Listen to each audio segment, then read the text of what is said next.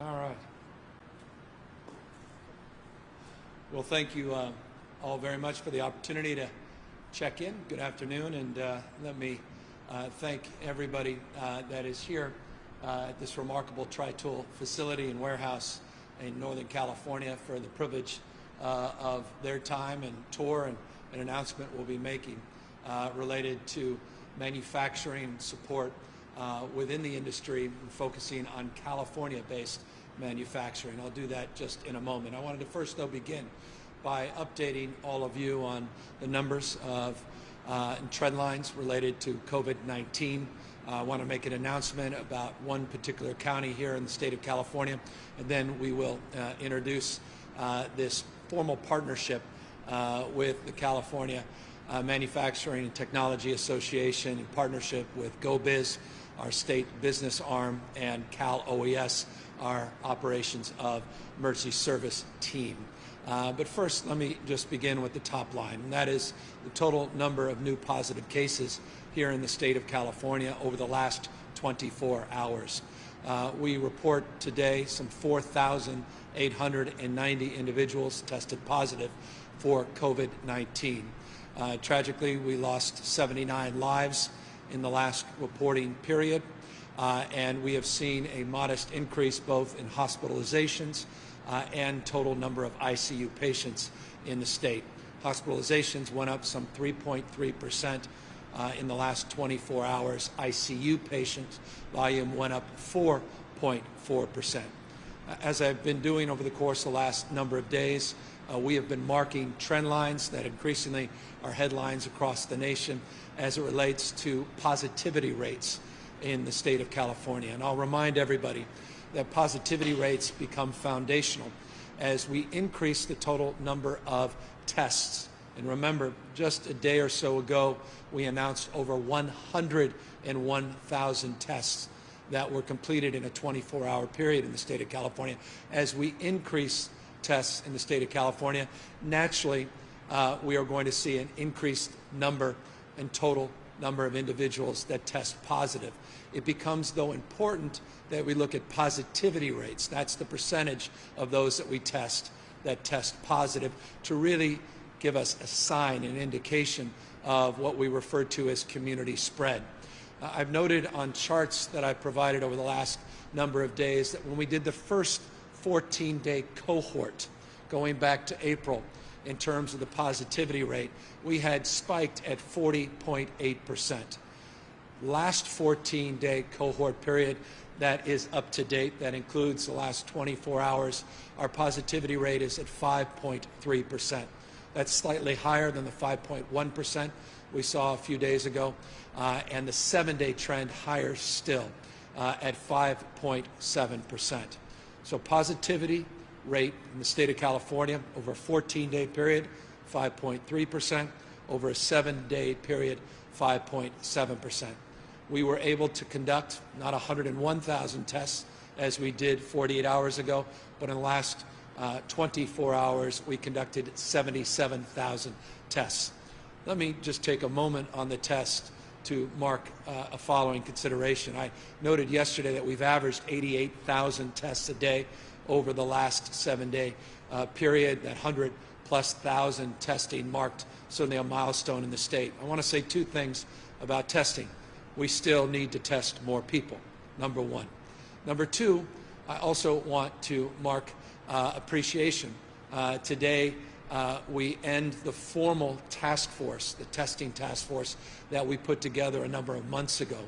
And I want to thank the co-chairs of that task force, Dr. Charity Dean and Paul Markovich from Blue Shield. They did an outstanding job. I cannot be more grateful on behalf of a grateful state for their efforts. The fact that we've averaged over 88,000 tests over the last week is testament to their efforts and their entire team that they put together. Recall, just a few months ago, we were testing just shy of 2,500 people every day, 2,500 a day. Their efforts, they were able to achieve milestones that we set out at 15,000 a day, 25,000 a day, a goal of 60,000 a day, a stretch goal of 80,000, and here we are with their efforts demonstrably advanced. And I want to just, again, congratulate them on a job well done and thank them for volunteering to take that role and that responsibility. We'll be reconstituting that task force now with a different frame of focus and a different energy in terms of now looking to more target our testing, what some would refer to perhaps lazily as smart testing, or just more targeted testing at communities that have been underserved, under-resourced. And so the next iteration of our testing, we still want to see the volume, but it's not just the volume we want to see. We want to see a specificity of testing and a sophistication of the type and target of the testing. And so we'll be making more announcements in the next number of days and weeks related to those efforts. But I just, again, want to thank our co-chairs for their outstanding leadership. We've been monitoring, I've made this point abundantly clear over the course of the last number of days, we've been monitoring all 58 counties in the state of California for community spread. We've been looking at the positivity rates, we've been looking at ICU volume, we've been looking at total number of hospitalizations, not just deaths, the most lagging of indicators as it relates to this pandemic. We've been doing so recognizing, and I can't again say this enough, that California is the size of 21 states combined.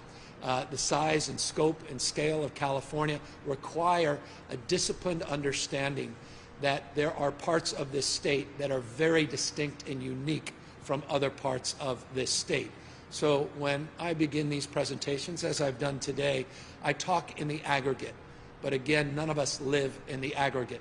We live in counties, we live in cities within counties, communities, large and small, where conditions are very distinctive from one another. And so while we monitor all 58 counties in the state of California, we target our engagement and efforts based upon conditions that present themselves.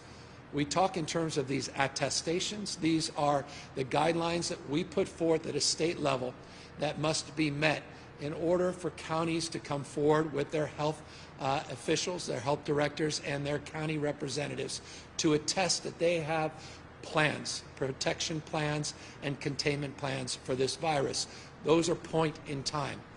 As some of their attestations change based upon conditions, we offer technical assistance at the state level. We've done that now for 15 counties that are formally on what we refer to as our watch list, where we're providing more formal, more targeted support. By the way, that's not just for counties that have attested. I'll give you an example.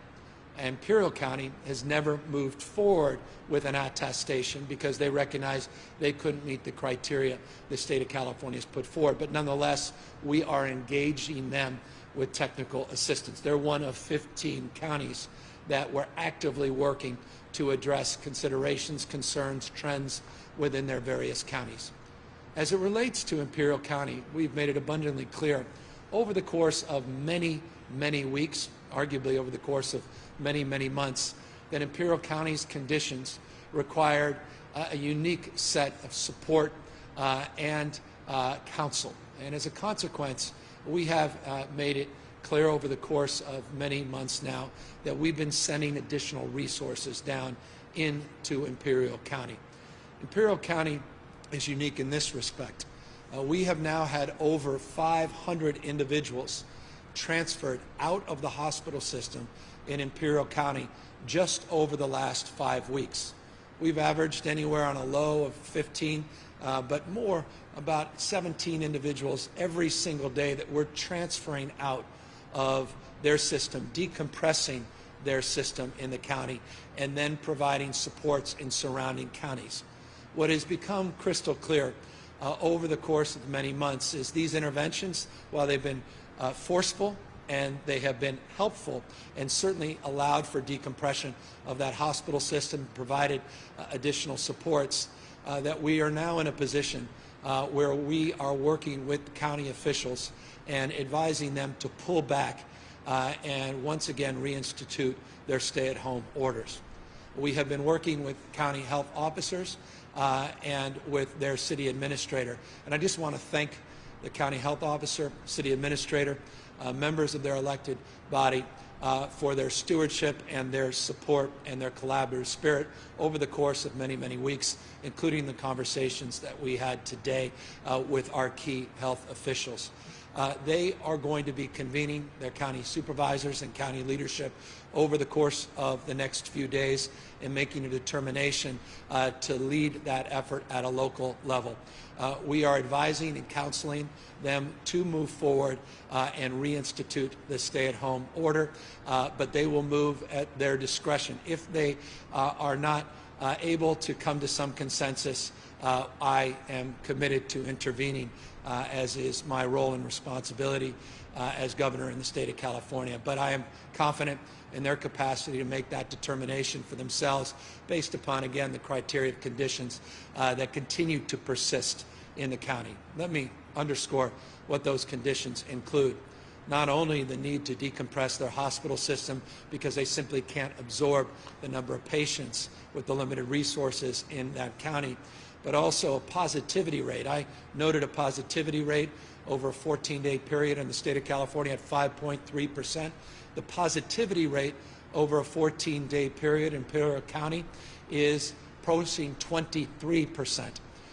We have sent what we call these FMAT teams down, 69 individuals that have gone down into the county to help support their efforts. I even brought 44 National Guards men and women in their medical unit down into the county over the last number of weeks. We brought out support a number of weeks back, what we refer to as FMS. These are the field medical stations. We provided 80 beds to help decompress their system for non-acute patients. This was done in support with FEMA and our federal partners. CDC has been down, HHS has been down. We're working with Customs and Border Control because of issues as it relates to the border in Mexicali and Calexico and issues that we have to address in and around that border. We obviously are at a point now where the impacts in surrounding counties, the impacts in the public health within the counties is such that we believe it is time to dial back as it relates to their efforts. Remember, they never moved forward as far as other parts of the state, but nonetheless the conditions are such that it's time to pull back further. We have 2 OptumServe sites. You may recall the OptumServe is our partnership for testing sites that are in the community. We've also provided 1.1, almost 1.2 million, 1.151 to be exact, a million masks into a community that includes 180,000 population. 1.1 million masks we have distributed down into the county. Over 500,000 N95 masks, just shy, excuse me, of 500,000 N95 masks. We have provided gowns, gloves, face shields, and the like. We are committed to providing more resources in real time to help support their efforts as well. As I recognize, good enough never is, and we are finally in a position with these large contracts where now we've received just from one contract, BYD, 33 million N95 masks. We're in a much better place now to even be more supportive to our friends, our partners, and community in Imperial County.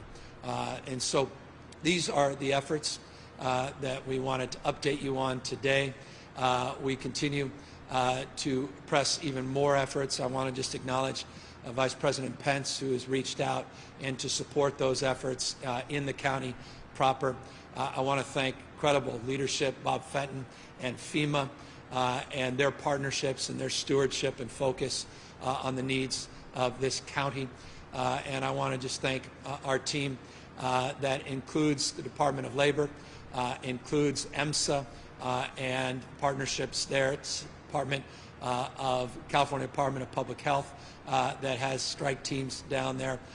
In addition now to our agricultural partners and additional partnerships from state agencies that are now helping support the cause of mitigating the spread of this virus in the county. Final point, I also want to acknowledge our leadership of Mark Gilladucci at the Office of Emergency Service, there's one county in the state where we are providing 100% of the costs related to the emergency response. It's in this county where FEMA traditionally will pick up 75% of the cost, 25% of the costs are borne by the state and local government. There's no cost that we are assessing related to that partnership with FEMA in Imperial County. That partnership, we are absorbing those costs, rather, we are absorbing as well. So look, we recognize the economic costs of what we are arguing for.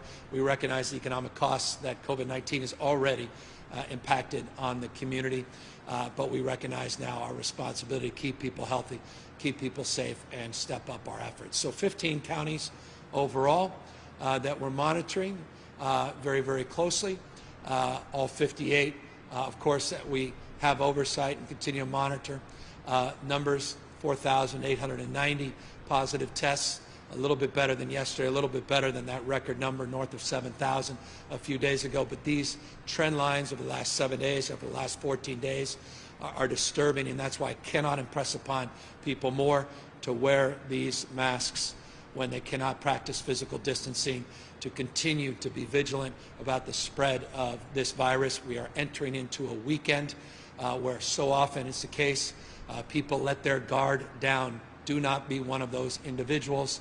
Continue to practice physical distancing, social distancing. If you are going to break with tradition, common sense, and you're going to invite your neighbors or friends or extended family members over against the advice and counsel of local health directives, wear a mask, practice physical distancing, express your appreciation, your friendship, and your willingness to reach out and connect with others in a way that keeps them safe and keeps you safe as well.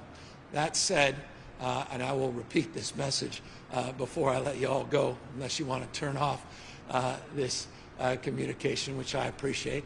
But first I want to ask Dr. Angel to come up and talk a little bit more about the 15 counties that we're monitoring, but particularly this one county in Southern California that needs particular attention.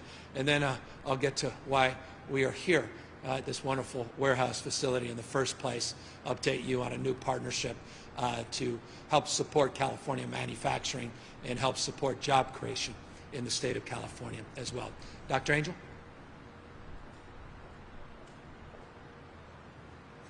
Thank you, Governor, for this opportunity to talk a little bit about Imperial County and why we are sharing this announcement today about our actions in that community. As mentioned, Imperial County is one of 15 counties that are on our county monitoring list. This county monitoring list was created for California to be able to work very closely with our counties, but be there particularly when the needs are most. And those needs that are identified to put one on the county monitoring list includes variables that let us assess the movement of disease, so epidemiologic measures, our understanding of the capacity in the hospital, in the care delivery system, and also an understanding of testing capacity. Those are sort of three simple areas in which we review in order to identify those counties that should be watched and worked with more closely. And we really appreciate the collaboration of all of our counties as we work through this process. Imperial County, as mentioned, has been on our monitoring list, and we've been working very closely with them, and they've been excellent partners as we move forward. But there are a couple of indicators at this point that make us particularly concerned. This includes their case rate over the past 7 days, which is 680. That's vastly above the 100 over the last 14 days that's required to get onto the monitoring list. There's part of the threshold, well above, and it has been maintained at that level. Additionally, the test positivity at 23% is particularly concerning as well.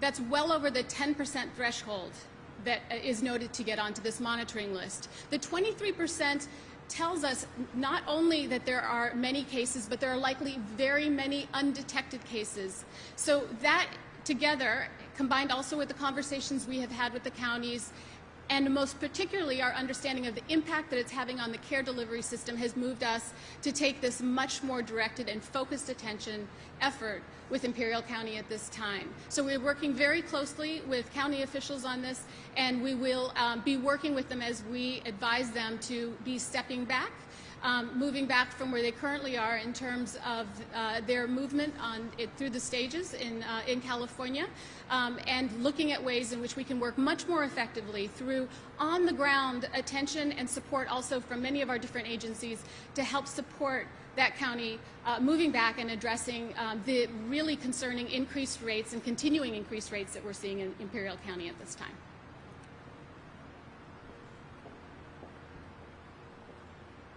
Thank you, Dr. Angel, and thank you for your outstanding leadership, stewardship, and support of the efforts to work through this recent increase in total number of positive cases in the state of California. I want to now just briefly turn to the reason we are here in the Tri-Tool manufacturing facility and update you a little bit on some of our efforts to really focus in on California state businesses, California state manufacturing. It is not often stated and not well known that California is the largest manufacturing state in the United States of America. It's a point of pride for many of us that live here, work here, and reside here. Demonstrably, this is one of our more successful manufacturing facilities that you see here.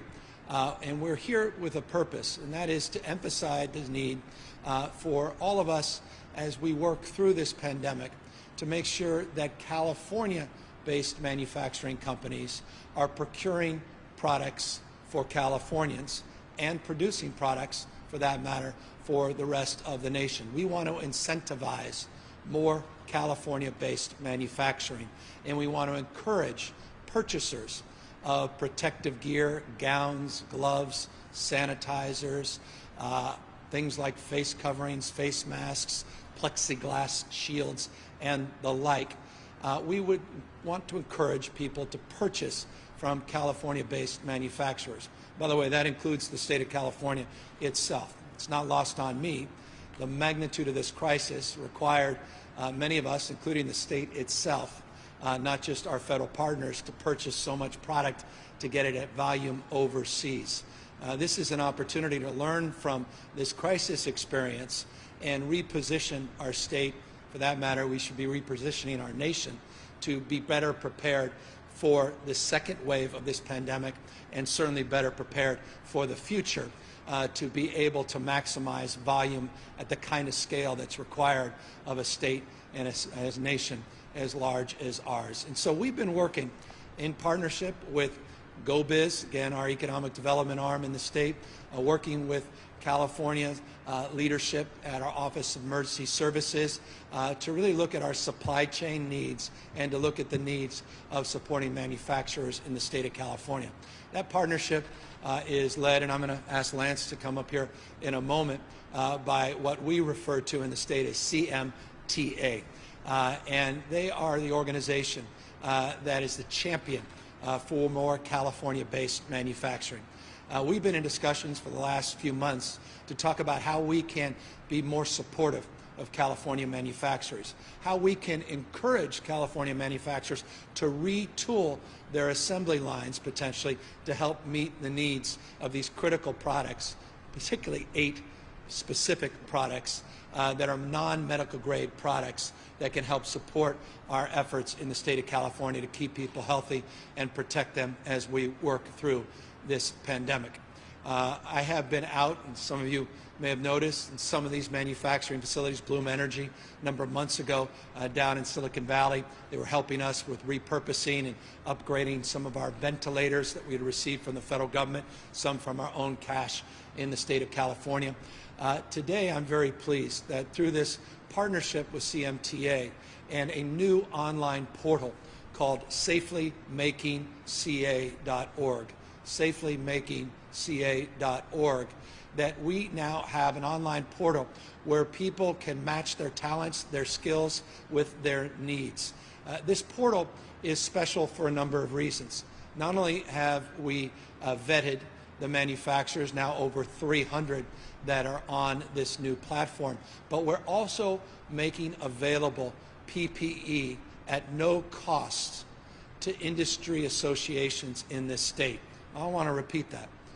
We are making PPE available, particularly face coverings and hand sanitizer, for trade associations in this state so they can more safely reopen their facilities. The reason we're here at Tri-Tool is they're one of those facilities that has taken advantage, understandably taken advantage of the procurement of these resources so they can safely reopen this facility, reopen to 150 plus people that are working here today. And so we want to encourage people to go to this website, safelymakingca.org, avail themselves, as they say, as supplies last, to the free PPE, face coverings and sanitizers, and also match up their needs to those that are being made available and those that have been vetted through this site. Let me give you some specific examples. One of the most well-known sunglass manufacturers in the world, Oakley, down in Irvine, California, they have retooled a portion of their facility and made available face coverings, face shields to be specific, as part of the product that they are now producing and making available to others. We have Align Manufacturing. That's another company, well known, Invisalign, that does a lot of 3D related printing related to dental needs. They are now retooling for ventilator needs some of their manufacturing here in the state of California. Interstate Manufacturing, a nearby Sacramento-based company, doing those plexiglass shields that are being made available that you see a lot of grocery stores and other outlets. Just three proof points, three examples of companies that are meeting this moment, that have really stepped up, retooled to be supportive, not just retooled to make a profit, but to really make a difference. And so we want them to make a difference and make a make product and or rather profit. And so we're hopeful that folks will take a look at this portal, take a look at this website, avail themselves to the work that Lance and his team have done. And with that, let me just ask Lance to talk more about that work more specifically and the kind of vetting that he's done and the kind of products and protocols that he's advanced to help support California-based manufacturers. Lance? Thank you very much, Governor Newsom, for the opportunity and your leadership during this crisis, the worst in a generation that California has faced. I want to thank the agencies that he mentioned at the beginning, because several months ago we got together and realized that if we didn't do something, the pandemic would get worse. So we sat down with the governor's office, GoBiz, the Office of Emergency Services, and the Department of Technology on the concept of establishing a marketplace for PPE so that we could reopen the economy. And here we are today announcing that. As the governor said, it's safelymakingca.org. We're very proud of the program. It's a marketplace that will link manufacturers with consumers. But in order for us to make that effective and successful, we had industry partners that worked with us, including the California Restaurant Association, California Grocers Association, California Retailers Association, Western Growers, Agricultural Council of California, California Farm Bureau Federation, California League of Food Producers, and locally here, the Sacramento Metropolitan Chamber of Commerce. It's this collective effort through our trade associations that we're going to really make this project successful and effective. But behind the scenes, we've had partners like Autodesk and Intel that are dedicating their resources to make this work very well in the background. So when you're visiting that website, it's going to be through the good works that Autodesk and Intel have done. And I'd be remiss if I didn't thank the CMTA team to get us to this point. We are primarily an advocacy organization, but we've pivoted our own operations to make sure that we are able to launch something like this, which is a Californians for Californians initiative. So I'm very pleased with them. We are here at Tri-Tool, a great CMTA member. As the governor said, they're a recipient of some of the OES-provided PPE. It was just delivered yesterday, and they're using it now, so it's really great. And the governor also mentioned Interstate Plastics, which is just across town right now, making those shields so that restaurants and grocery stores can open up and serve Californians all together.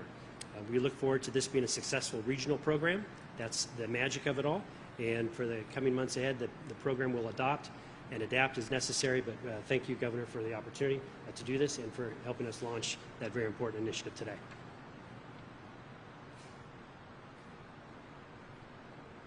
I want to thank Lance in particular. He is no greater advocate for California-based manufacturing and make a case California's future being a manufacturing future. And I could not agree more. And I just want to thank him for his patience, not just his stewardship and leadership with this partnership as we put it together and as we've formed it. I also want to thank Chris and Joe and Pat and the team that allowed us here today for providing us this opportunity and being a proof point of being beneficiaries of some of the PPE that we are providing at no cost to manufacturers in the state.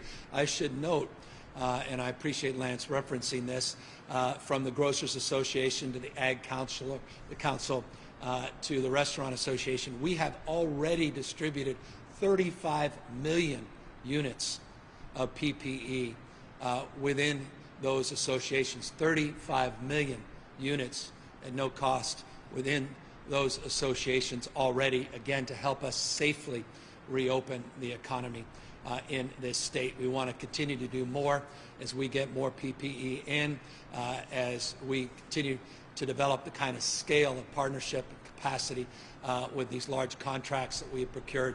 We'll do more, but again, we want to get these smaller contracts going and help support California-based manufacturing.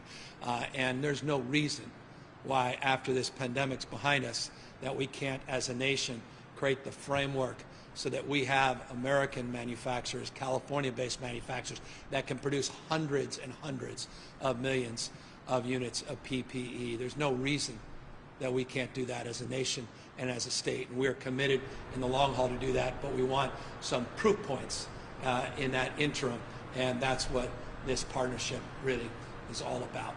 Let me just circle back and close as I began. We talked about Imperial County and the need to begin to toggle back. We, as well, a few days ago, talked about our appreciation to Disney and their willingness not to move forward with a July opening or reopening of their theme park. It was noted in Disney's announcement that the state of California has paused their further efforts to open up more sectors of our economy, meaning the state had, over a week ago, paused in putting forward new guidelines. Again, guidelines don't mean go. Guidelines are how to safely reopen. We allow that determination at the local level of when to move forward, but the guidelines are predicates to even doing that. We have delayed those guidelines. Disney, to their credit, recognized that and made that public. That is the case. We are at pause, have been for over a week now, and there is nothing to suggest, based upon the criteria and conditions and those trend lines that are developing the headlines across this nation, but subsequently here in the state as well, that we'll be moving anytime soon by pushing further with those protocols and those announcements. That said, it was just announced in San Francisco that they are also pausing their next phase of opening and reopening that they were looking forward to this Monday. And this is exactly how the system is designed in the state of California.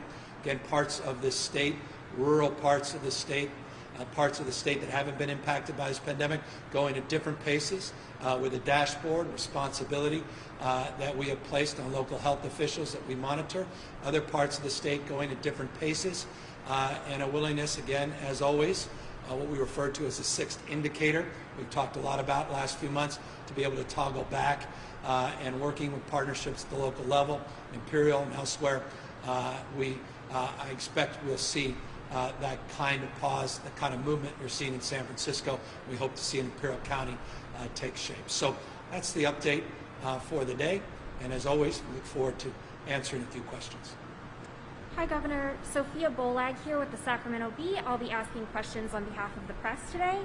You mentioned toggling back. Are you planning to toggle back any statewide guidance or orders at this point? And specifically, are you planning to allow bars to continue to stay open given the higher risk of transmission at those businesses? I think exactly what San Francisco did is exactly what the system was designed to do, and that is to empower local health officers based upon the conditions in their community. Remember, I can't say this enough, California is not one size fits all. This is not a small state. The population of the state is equivalent to 21 states combined.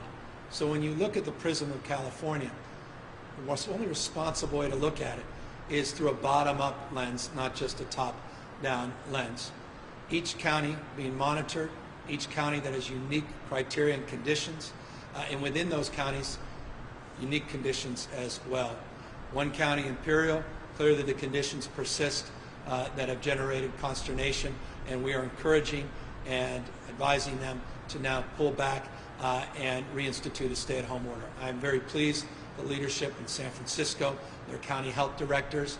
I imagine you'll see others doing the same. We have already paused well over a week ago, further reopening certain segments of our economy, and we certainly reserve, based upon conditions at the local level, based upon particular criteria that we put forth, and the monitoring of these 15 counties, reserve the right to consider the specifics of the question as it relates to specific sectors within our economy and whether or not we want to pause the reopening or toggle back as well, and we'll make that determination in real time. So just to clarify, at this point you're not planning any sort of statewide toggling back, or is that something that's still being considered? We well over a week ago, we were putting out new guidelines. We paused those guidelines. That was exampled in the press release that came out from Disney. Disney, to their credit, did the right thing, recognizing the state was not forthcoming with the new guidelines. There are a number of other guidelines that we were putting out that we had paused over a week ago. City and County of San Francisco, cities and counties, large and small, that have unique and distinctive concerns. We encourage them to act as the health director in the city. San Francisco just did, and others. To the extent they don't, we will advise, as we have in Imperial County, that they do, and we'll reserve the right and our authority as a state to pull back. The next question is from Dustin Gardner of the San Francisco Chronicle. He'd like to know if you think that Arizona's lack of restrictions and soaring case numbers have contributed to the crisis in nearby Imperial County. I think it's too early to tell. We had that conversation with our health officials, not only around neighboring states, but neighboring nation. And that is quite literally, when I say literally, I mean quite literally being reviewed, has been for well over a week, where there's a deep dive in partnership with the CDC, where that is being determined with the kind of specificity that's required of their analysis, not just political punditry. So as soon as I get that study back from CDC to truly understand the specific indicators that have led and continue to persist in reflection of the numbers and the data coming out of that county, I'll be providing that to you. I was hoping to get that yesterday. We're hoping to get it as early as today. The next question is from Joe Replogle of KPCC. The federal government is considering moving toward a strategy of pool testing, or testing groups of people together to expand the scope of testing with fewer resources. Is that something that California health officials are considering? Yeah, I made an announcement many weeks ago about this during our noon press conference. And this is something you see, and I referenced it a few weeks back. You see this at blood banks. They do this. Basically, they pull blood, they put it into a larger sample, then you test the larger pulled sample. Cost of that is substantially lower than having an individual test. If that sample, pooled sample, comes back negative, you alert everybody that their tests have come back negative. If that sample comes back positive, obviously you have to alert everybody that they may have been that individual that committed that blood to that pool, and everybody that is retested. So it's a way of leveraging your resources. It's a tried and true method that exists and persists for many years in our blood banks, and it's a protocol and process that Dr. Angel and her team are familiar with and are working at local level to advance. The next question is from Angela Hart of Kaiser Health News. She notes that counties say a lack of public health messaging is making their jobs even more difficult as you've given them more responsibility. You put out a quick video on COVID-19, but where is the state's broader public messaging campaign to help people cut through the confusing maze of shifting guidance and rules from mandated masks to universal testing? Well, we're very proud of the culturally competent messaging we put out. I announced on multiple occasions, I believe Ms. Hart well aware of that, perhaps reported some of the culturally competent messaging we put out on contact tracing. I encourage people to look at the number of PSAs that we put out. We had a portal going back months where we had a number of people encouraging face coverings. With the mandated face coverings we put out earlier this week, something I'm not aware that any other state's been able to do, and that's have every former governor that served in that state, that's living, that were together, Republicans, Democrats, Pete Wilson, Gray Davis, Governor Schwarzenegger, Governor Brown, put out a PSA on our mandatory face covering guidelines. We'll continue to put out more and more PSA, more and more efforts to reach out to diverse communities. We have a whole cohort of volunteers at the local level that are not just doing top-down broadcast. Let us not forget, many people do not tune in to broadcast news or programs like this. They get their media very, very differently, and so we've tried to get into those devices in a more granular way. To the extent that we now want to do more, it is absolutely right to ask the question Ms. Hart has asked, that is, what more can we do to reinforce the message of staying at home if you're a senior or you have a pre-existing condition, to answer the call as it relates to contact tracers that may make a call to you to keep you healthy, keep you safe, and the community and the contacts you've had safe and healthy, and obviously to encourage physical distancing, social distancing, and to abide by our mask mandate. And you will see very, very shortly the fruits of new efforts in that space. We have a whole new campaign we'll be launching, and I believe Angela will be very, very enthusiastic to share that with people. Carlos Granda of ABC would like to know what we're finding out about the data from the protests over the last few weeks. Do we know at this point how many people who attended those protests have tested positive? Yeah, Dr. Angel, why don't you talk more specifically about that, more appropriate? This is a very important question because it's part of a larger question also of where our cases are coming from and where people are getting exposed and testing positive from, particularly during these times of increased population movement through the protests. At this time, we don't have exact numbers, but we do know from speaking with our counties that we do think it is a contributor. Of course, it is difficult to tease out exactly because at the same time that people were going out to these protests, we also had increased movement for other reasons in our communities because our economy is also opening up and people are going out for other reasons. So while we will not be able to distinguish exactly where somebody may have been exposed who tested positive, what is incredibly important is that we all pay attention and realize that anytime we are in public, particularly in large crowds, that we must maintain physical distance. That is the thing that will protect us along with face covering. But more than anything, staying out of those larger crowds is what helps to keep us safe. One trend line that you see in other states, and it holds here in the state of California, is younger and younger people now testing disproportionately higher numbers, particularly that cohort 18 to 34. We look on a daily basis at that data, and it is bearing out not dissimilar to other states that age cohort that believes in many cases they're invincible and they're somehow immune from the impacts of COVID-19. We are seeing higher and higher rates of that age cohort now testing positive for COVID-19. The next question is from Kathleen Ronayne of the Associated Press. She notes that some of the projections in the data portal you released yesterday are quite stark, hundreds and hundreds of deaths within the next month. Do you think Californians understand the urgency of the situation we are in, and how worried should they be? Well, I mean, I don't know what more we can do to impress upon people. We don't lightly put forward a mandate to wear face coverings unless we think it will not only protect you, but protect others and mitigate the spread of a deadly disease. I don't know what more evidence we need. 79 human beings lost their lives, 79 families torn apart because they lost a loved one just in the last 24 hours. What more evidence do you need? Looking at the nightly news, the headlines all across this country, states large and small experience record numbers of COVID-19 cases, hospitalizations going up, number of people in ICUs going up, number of people on ventilators going up. I just sent 76 ventilators down in Imperial County.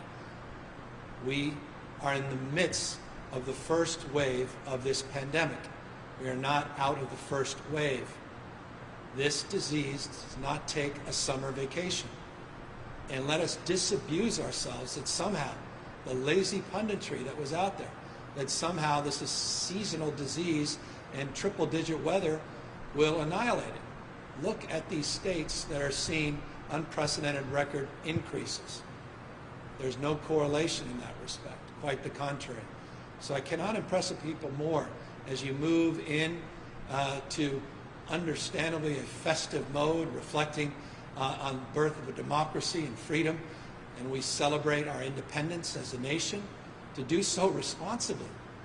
And what so often is the case is we get so fatigued that we say, well, to the cohort that we've been with, our immediate family, we love you, but boy, we miss Uncle John.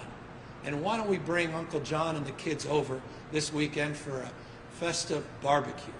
Well, you may be putting Uncle John's life at risk if you do that the way you used to do that. And I cannot impress upon folks more the virulence of this disease, the nature of the transmission of this disease, and how we are experiencing unprecedented growth in the total number of cases. And you will see, mark my words, I don't say this lightly, I don't say this to be maudlin, I don't say this to portend any negativity. I want to maintain a spirit of optimism, and I maintain that in terms of our capacity to get through this. We can, we will. But you will see with the death rates, they're lagging. You will see with these positivity rates going up in the last week or two, that in the next week or two, you will start to see numbers increase, not just in the hospitals, which we have seen in this state. Remember, just in the last 24-hour reporting period, went up another 3.3%. But you'll start seeing that tragically in the number of lives lost. And it's not just 80 and 90-year-olds that are losing their lives, and it's not just 65-year-olds and over that are getting positive test results back. And so please, even if you don't feel sick, you may be transmitting this disease. You may be pre-symptomatic, you may be asymptomatic, but you still may be a vector for transmitting this disease to vulnerable people. Someone that may appear healthy in line with you at a grocery store wearing a face mask, you may be pre-symptomatic, and that person may have leukemia, and you may put that young girl's life at risk and never even know you did it.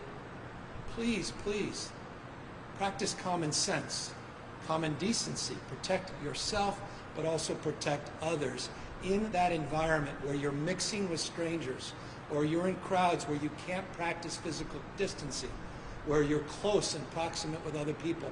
Please wear a face covering. Please take this pandemic seriously. What more evidence do we need?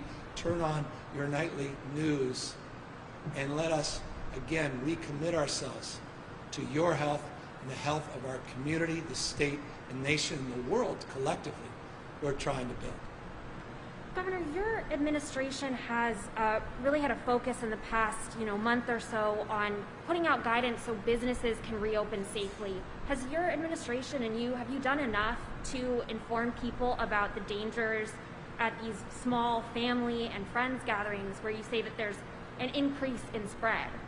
Well, I'm saying an increase of responsibility. I don't know that I could repeat what I just repeated enough, and I've repeated that on every opportunity, every occasion that I've been in public.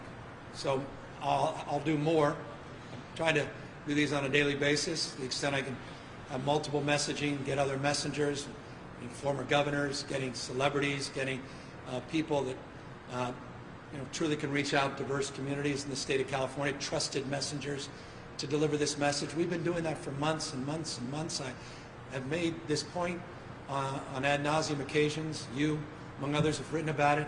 I'll say it again. Guidelines don't mean go.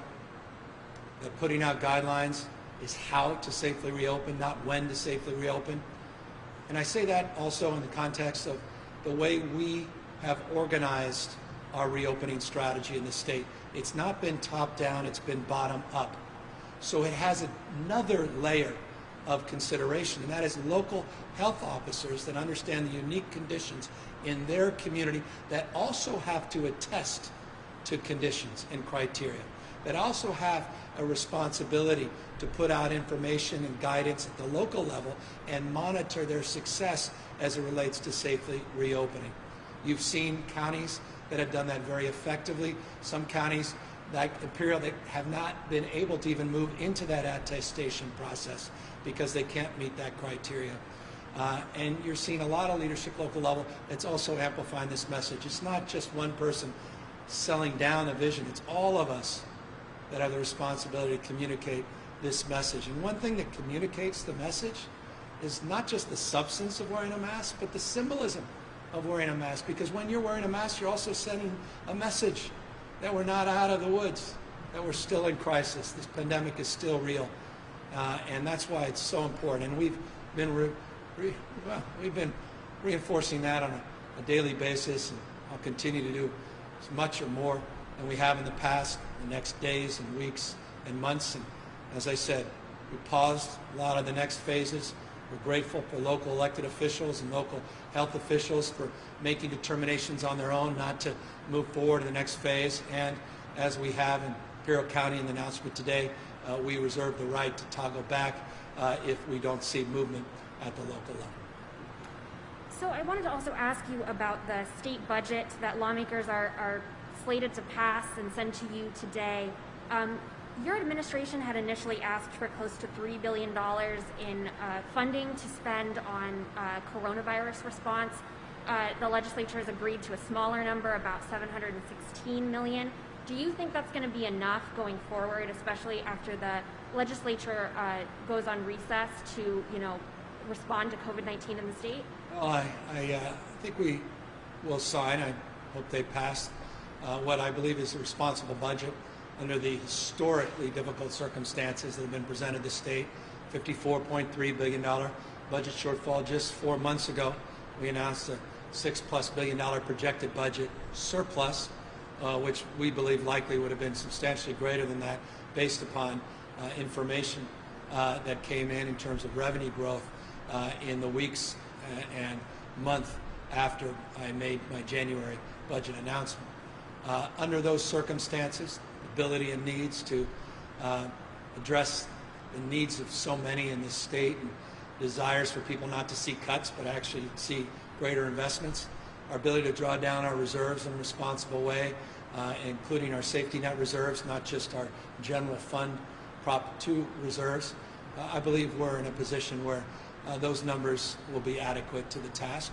But we have authority and we have great spirit of partnership with legislative leaders to do what we must to keep people safe if conditions require that. I also cannot just say enough about our partners at FEMA who have been extraordinary, and my confidence in the incredible partnership and leadership of Speaker Nancy Pelosi, and my expectation that the federal government, and I really believe this, we've been calling for this probably as aggressively as any state in the country, but my confidence in her leadership and the leadership in the Senate that will do the right thing in the next few months and provide even more supports for states like California to address COVID-19 related expenses. And I think that will also be additive and help with that task. Any other questions? Yes, Melanie Curry of Streets Blog California has a question about farm workers who are essential workers and at high risk of exposure to COVID-19. She's wondering if you can discuss what's being done to protect their health, inform them of their risks, and make sure that they are cared for and isolated and that the food supply chain is protected. I was very proud to sign an executive order protecting critical essential workers, and provide them sick leave protection as a state. We highlighted that. We highlighted the essential nature of that workforce, in particular our farm workers. We've been working with seasonal farm workers, Monterey Coast, Salinas Valley, We have a lot of seasonal workers who will be coming into the Central Valley, working with local elected officials and community-based organizations to help with that specific kind of outreach to protect those workers. As Lance just said, because of the CMTA partnership, I couldn't be, again, more pleased, proud of their work. We referenced a moment ago 35 million masks that we've distributed into the restaurant associations, the grocer associations, but also, as I referenced, the ag councils to help our agricultural workforce as well. So we've been targeting PPE in that space, not only through the CMTA partnership, but also directly. We've been targeting workplace protections to the farm workers and seasonal workforce that's come in.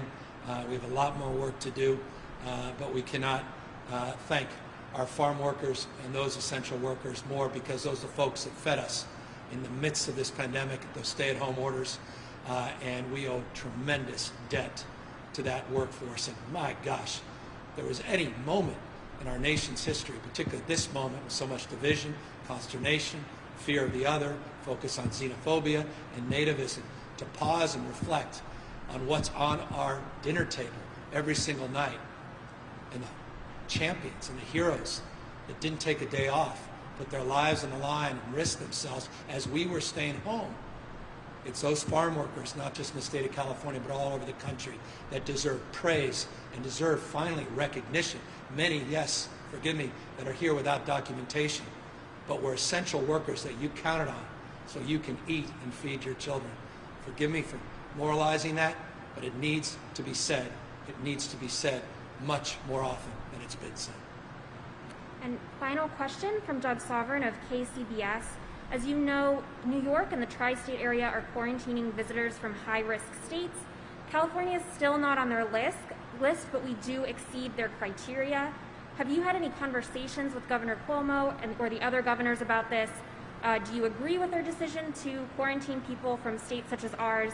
And since we are, by their definition, a high-risk state, why shouldn't we be reinstating shelter-in-place orders? I've got to unpack that. I'm not here. I've not had any conversations with the governor you referenced on this, and I'm unaware of what really went into their decision-making, because I haven't been privy to those conversations.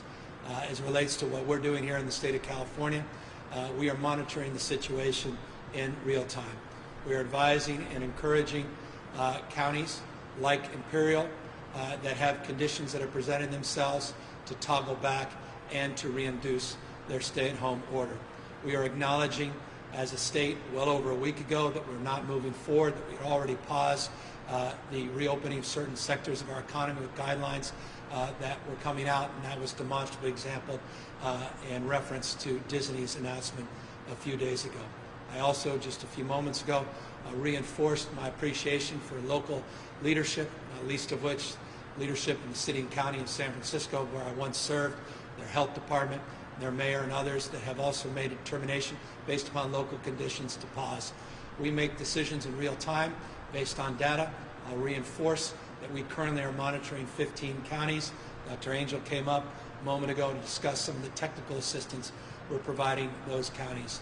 We reserve the right in real time to make adjustments. I've made that case over and over and over and over again over the course of many, many weeks, over the course of many, many months. We're very grateful to the substantial increase in testing in the state of California. It's getting us a better sense of community spread. We are concerned about the 7 and 14-day trend lines, 5.3% over 14 days of a positivity rate. I am not here to judge the actions of other governors. All I can say is humbly, I submit as a governor, I recognize the responsibility and the weight of decision-making, and I respect their determinations based upon their particular insight and their expertise. With that, let me thank you all for your questions. Let me again encourage each and every one of you.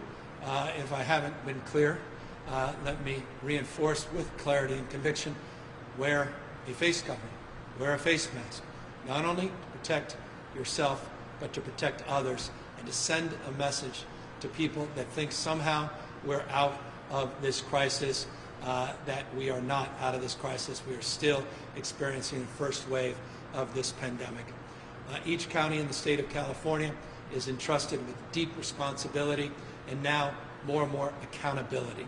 We provided local decision making, but now we need to be accountable to that decision making, and we look forward to continue to monitor these 15 counties and work with county health officials to make sure that we're doing everything in our power, not just locally, regionally, but at a state level, keep people healthy and keep people safe. We look forward to the determination in Imperial County, and we look forward to the partnerships we're forming throughout the state of California, including the CMTA and the partnership we came here to announce today. We thank Lance for his leadership, and we thank Scott, Chris, Pat, and others that invited us here, Tri-Tool, and now I'm looking forward to having a tour of this remarkable California manufacturer. Have a good weekend, everybody. Stay safe. Wear a mask.